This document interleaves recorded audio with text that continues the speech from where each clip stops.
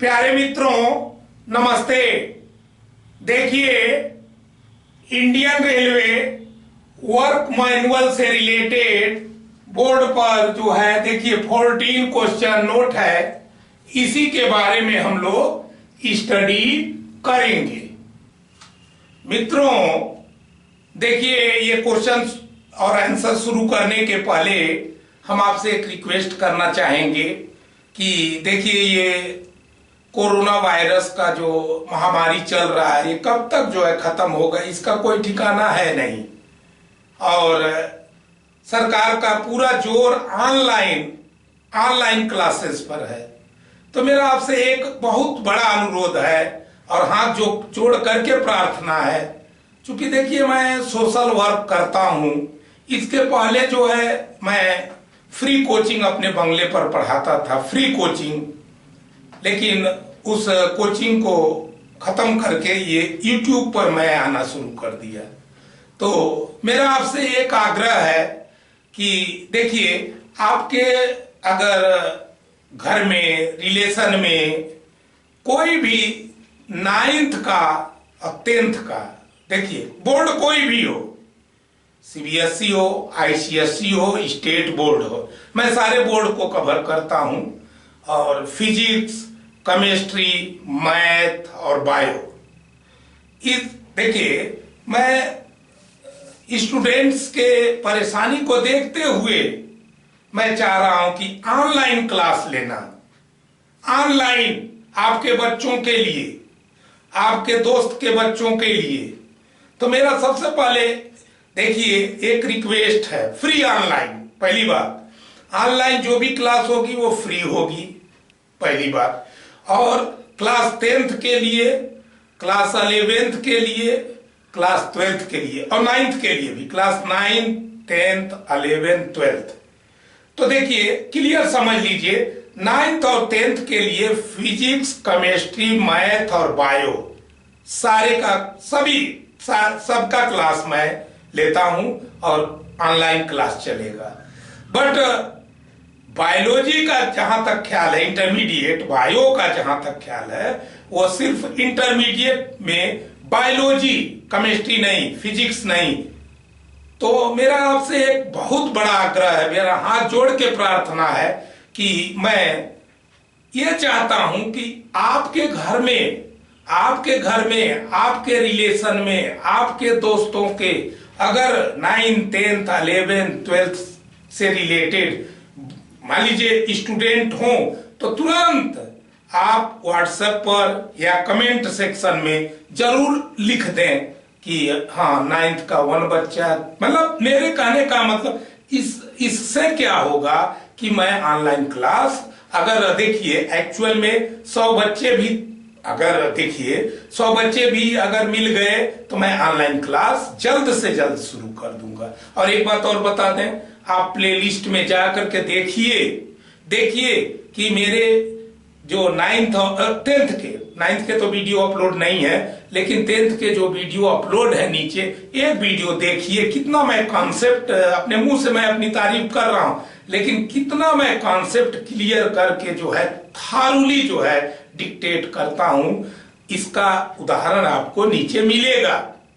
तो हाथ जोड़ के मेरा प्रार्थना है कि यह वीडियो देखते ही तुरंत जो है आप अपने से रिलेटेड कितने बच्चे हो सकते हैं, भाई 9th के, 10th के, 11th, 12th, तो आप क्लियर जरूर लिखिए, क्लास 9th का 1 बच्चा, क्लास 10th का 1 बच्चा, मतलब इस टाइप का जब लिखेंगे तो मेरा हौसला बुलंद होगा और मैं ऑनलाइन फ्री क्लास जो है शुरू करना चाहता हूं, ताकि इस महामारी के समय में बच्चे, देखिए एक बात बता दें, अच्छे से अच्छा गाइडेंस चाह रहे हैं। और देखिए ऑनलाइन पर ही आना पड़ेगा, आपको समझ में आ रहा होगा, ऑनलाइन में आना पड़ेगा, क्योंकि जिस तरह की स्थिति चल रही है तो ऑनलाइन क्लास ही लेना पड़ेगा। तो कोचिंग में पैसा व्यर्थ करने से पहले देखिए मेरा आपसे अनुरोध है कि आज ही मतलब ज्यों आप इस वीडियो को देखें त्यों तुरंत नीचे जरूर लिख दें कि क्लास 9th का, क्लास 10th का, क्लास 11th का bio, only bio, bio 11th 12th के लिए बायो, ओनली बायो। अगर आपके भाई संपर्क में बच्चा है, आपका बच्चा है, तो बायो 11th 12th के लिए ओनली बायो। लेकिन क्लास 9th 10th के लिए फिजिक्स, केमिस्ट्री, मैथ, बायो मैं चारों जो है गाइड करूंगा और क्लास लूंगा, ऑनलाइन क्लास जो कि फ्री होगा। अब देखिए इसके बाद जो है आपको ये इन सारे क्वेश्चन का उत्तर बताया जाएगा। देखिए फर्स्ट क्वेश्चन है क्या, depending upon earning railway stations, देखिए आर कैटेगराइज्ड इन, देखिए ये बोला गया है कि अर्निंग के अनुसार, रेलवे स्टेशन के अर्निंग के अकॉर्डिंग रेलवे स्टेशन को कितने कैटेगरी में कैटेगराइज किया गया है या बांटा गया है। तो देखिए 6 कैटेगरी में, 6 कैटेगरीज में, और देखिए उनके नाम है A category, B category, C, D, E and F category. आप क्लियर समझ गए होंगे। तो ये जो कैटेगरी होता है यह A B C D E F earning के अनुसार होता है कि स्टेशन की अर्निंग क्या है। देखिए सेकंड नंबर का क्वेश्चन है, the categorisation of railway stations, देखिए ये जो कैटेगराइजेशन रेलवे स्टेशन का होता है, shall be reviewed every 5 years। देखिए एक्चुअल में जो कैटेगराइजेशन है उसको जो है एवरी 5 year पर रिव्यू करना चाहिए, क्योंकि देखिए अर्निंग बढ़ सकती है ना, तो अर्निंग के अनुसार कैटेगरी पर बनता है, तो इसीलिए उसको 5 year पर क्या करना चाहिए, रिव्यू करना चाहिए, स्टार्टिंग फ्रॉम 1995 96। तो क्या ये स्टेटमेंट ट्रू है या फॉल्स है, तो स्टेटमेंट ट्रू है, स्टेटमेंट ट्रू है। देखिए जो थर्ड नंबर का क्वेश्चन है, all suburban stations have been included in which category. देखिए जो जितने जो सब अर्बन स्टेशंस हैं उनको इंक्लूड किया गया है किस कैटेगरी में, तो देखिए कैटेगरी सी में, कैटेगरी सी में, सी कैटेगरी में सब अर्बन स्टेशंस को कैटेगरी सी में इंक्लूड किया गया है।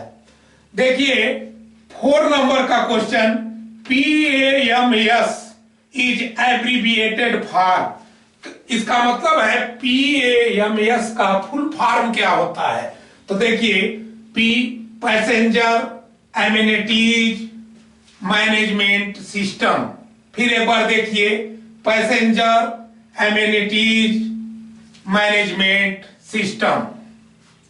देखिए जो 5 नंबर का क्वेश्चन है, the capacity of station platform is discharging passengers per metre width of unobstructed passage for movement in both direction can be taken for suburban passengers. तो देखिए ये इसका आंसर है 60 पैसेंजर पर मिनट, 60 पैसेंजर पर minute. इसका मतलब ये है कि देखिए कैपेसिटी बताना है, कैपेसिटी ऑफ स्टेशन प्लेटफॉर्म का डिस्चार्जिंग पैसेंजर जो भाई पर मीटर विड्थ में जो पैसेंजर डिस्चार्ज होते हैं, इधर से उधर जाते हैं, तो उनका जो है कैपेसिटी बताना है। देखिए अनऑब्स्ट्रक्टेड पैसेज फॉर मूवमेंट, भाई देखिए जो पैसेज है भाई पर मीटर बताना है, लेकिन अनऑब्स्ट्रक्टेड है, ऑब्स्ट्रक्शन नहीं है, ऑब्स्ट्रक्शन नहीं भाई, ऑब्स्ट्रक्शन नहीं हो।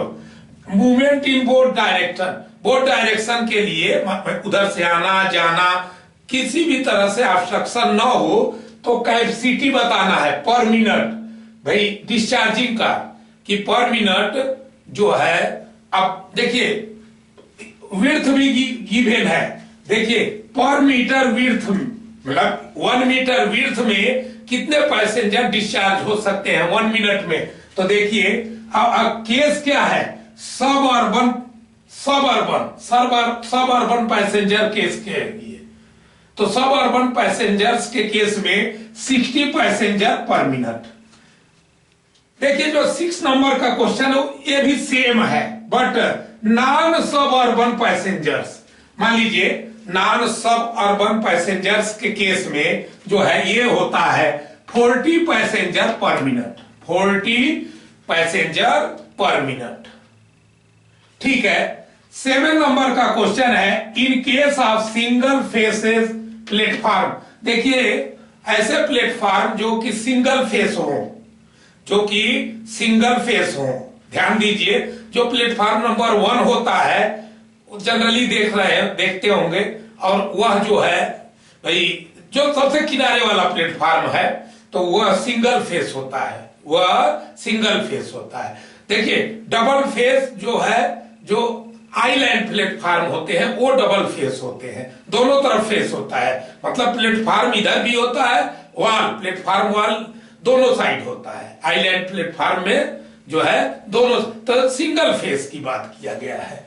देखिए तो कहने का मतलब इन case of single phase platform the platform surface should be have a slope of. तो देखिए जो प्लेटफॉर्म सरफेस होता है उसका स्लोप कितना होगा सिंगल फेस वाले में। तो देखिए 1:60, 1 into 60। देखिए अवे फ्रॉम द कोपिंग, देखिए अवे फ्रॉम द कोपिंग, इसका मतलब क्लियर समझ लीजिए, away from the coping up to edge of burn, और एज ऑफ बर्न तक, एज ऑफ बर्न तक, कोपिंग के अवे और एज ऑफ बर्न तक, तो जो आपका स्लोप होगा 1:60। देखिए in case of 2 face platform, जिसको अभी अभी हमने बताया आइलैंड प्लेटफॉर्म कहते हैं, तो the surface of the platform have a slope of. तो देखिए आइलैंड प्लेटफॉर्म के केस में जो स्लोप होगा वह देखिए वह भी 1:60 होगा, बट अवे फ्रॉम द, देखिए centre line of platform up to coping either side. देखिए इसका मतलब ये हुआ कि उसमें जो स्लोप होगा सेंट्रल लाइन से, देखिए ऐसे कोपिंग तक, और इधर भी कोपिंग, दोनों तरफ। भाई देखिए आइलैंड प्लेटफॉर्म का जो सेंटर ले लीजिए, तो सेंटर से 1:60 का जो है ग्रेडियंट देते हैं दोनों तरफ। एज ऑफ, देखिए यहां पर साफ लिखा हुआ है कि जो देखिए 1:60 away from the central line of platform up to coping तक ऑन आइदर साइड। एक बात याद कर लीजिए, जो कोपिंग होता है उसमें कोई भी ग्रेडियंट नहीं होता है, कोपिंग में नहीं ग्रेडियंट होता है, वो कोपिंग तक जा करके ये जो 1:60 का ग्रेड है वह मैच करा दिया जाता है। देखिए 9 नंबर का क्वेश्चन है द एंड ऑफ प्लेटफॉर्म्स। देखिए ये तो रहा भाई ये जो क्रॉस होता है, लेकिन एंड ऑफ प्लेटफॉर्म पर the end of platform should be provided with ramp at a slope not steeper than. देखिए एंड ऑफ प्लेटफॉर्म पर भी जो है क्या किया जाता है, रैंप प्रोवाइड किया जाता है। तो जो रैंप है उसका जो, भाई देखिए एक्चुअल में जो रैंप है उसका ग्रेडियंट जो होगा वह किसी भी दशा में 1:6 से स्टीपर नहीं होगा, 1:6 से स्टीपर नहीं होगा। स्टीपर का मतलब हो गया 1:5 का नहीं होगा, मतलब इससे स्टीपर नहीं होगा। देखिए शार्पर होगा, इससे 1:7 चलेगा, 1:8 भी चलेगा, बट देखिए नॉट स्टीपर देन 1:6। बहुत इंपॉर्टेंट है, याद रख लीजिए। देखिए 10 नंबर का क्वेश्चन है a demarcation line should be drawn from edge of platform. देखिए edge of platform so trolley shall not be allowed in that area. एक डिमार्केशन कर दिया जाता है एज ऑफ प्लेटफॉर्म से, ताकि जो है उस एरिया में ट्राली जो है क्या हो, मूव न करे, ट्राली मूव न करे।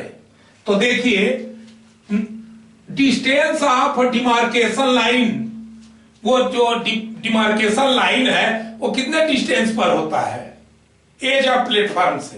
तो देखिए 1.8 मीटर, याद कर लीजिए 1.8 मीटर पर।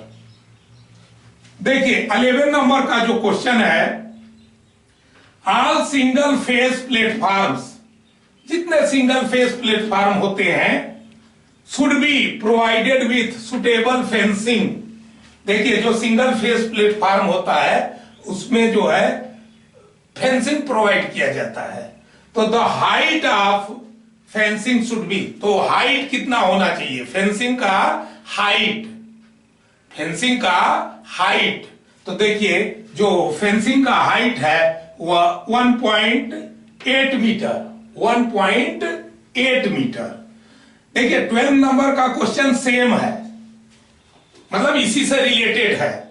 तो आफ्टर फेंसिंग, देखिए फेंसिंग तो आपने प्रोवाइड कर दिया, ठीक है कोई बात नहीं, लेकिन after fencing the width of बर्म, आप फेंसिंग के बाद, भाई देखिए इधर आपका क्या है, प्लेटफॉर्म कोपिंग है, मतलब तो आपका फेंसिंग यहां है, तो फेंसिंग के बाद वर्म होना चाहिए। तो पूछा गया है width of berm, width of berm should be, देखिए at least 600 mm, at least 600 mm berm होना चाहिए, उसके बाद फेंसिंग, नहीं तो फेंसिंग आपका क्या हो जाएगा, फॉल डाउन हो जाएगा, गिर जाएगा।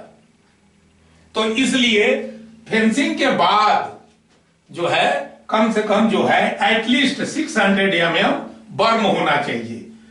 30 नंबर का देखिए question, if width of platform is 18 metre or above, मान लीजिए प्लेटफॉर्म का विड्थ 18 मीटर हो या उससे अधिक है, प्लेटफॉर्म का विड्थ जो है 18 मीटर या उससे अधिक है, तो लैंप पोस्ट फॉर लाइटिंग, तो जो लाइटिंग के लिए, लाइट के लिए लैंप पोस्ट प्रोवाइड किया जाता है, should be placed, should be placed, कहां प्लेस करना चाहिए, तो देखिए ध्यान दीजिए centrally along the platform, centre में, सेंट्रली प्लेटफॉर्म का जो विड्थ है उसके सेंटर में जो है लाइटिंग अरेंजमेंट वह जिसको कहते हैं लैंप पोस्ट, तो लैंप पोस्ट को जो है प्रोवाइड करना चाहिए एलॉन्ग द प्लेटफॉर्म। देखिए 14 नंबर का क्वेश्चन है, the lamp post should not be, ध्यान दीजिए lamp post should not be less than 4.5 metre clear from edge of platform face in any condition, any condition में, ध्यान दीजिए एज ऑफ प्लेटफॉर्म जो face है, edge of platform जो face है उससे जो है, देखिए लैंप पोस्ट का जो है डिस्टेंस जो है 4.5 मीटर क्लियर होना चाहिए। देखिए क्लियर का मतलब होता है जैसे ये लैंप पोस्ट है, ये देखिए ये जो प्लेटफॉर्म है, तो यहां से ये इसका जो पाइप होता है, देखिए भाई क्लियर का मतलब पाइप जो एज है इस साइड का एज, तो वहां से और एज ऑफ प्लेटफॉर्म, तो ये जो है 4.5 मीटर होना चाहिए। सेंटर वेंटर नहीं लिया जाएगा, पोस्ट का सेंटर नहीं लिया जाएगा, पोस्ट का एकदम जो है इधर का फेस, आउटर फेस इधर का, जिधर जो है प्लेटफॉर्म का एज है। तो देखिए तो ये, और इसके अलावा नॉट लेस देन, एक बात और समझिए, प्लेटफॉर्म के फेस से तो क्राइटेरिया हो गया कि 4.5 मीटर, लेकिन not less than 3 metre clear of face of station building. देखिए जो स्टेशन बिल्डिंग का जो है फेस है उससे जो है 3 मीटर क्लियर। तो मान लीजिए ये जो है आपका पोस्ट है, तो ये भाई लैंप पोस्ट है, तो अच्छा ये जो मेरा ब्लैक बोर्ड है ये समझिए फेस ऑफ वॉल है, तो यहां से यहां तक का जो डिस्टेंस है क्लियर। अब देखिए इस साइड का फेस लिया जाएगा, तो यहां से यहां तक का डिस्टेंस जो है 3 मीटर से कम नहीं होना चाहिए, 3 मीटर से कम नहीं होना चाहिए। तो देखिए क्या ये स्टेटमेंट ट्रू है या फॉल्स है, तो स्टेटमेंट ट्रू है, स्टेटमेंट ट्रू है। तो इस तरह से ये 14 क्वेश्चन और उसके आंसर थे। जिन फ्रेंड्स को स्क्रीनशॉट लेना है ले सकते हैं।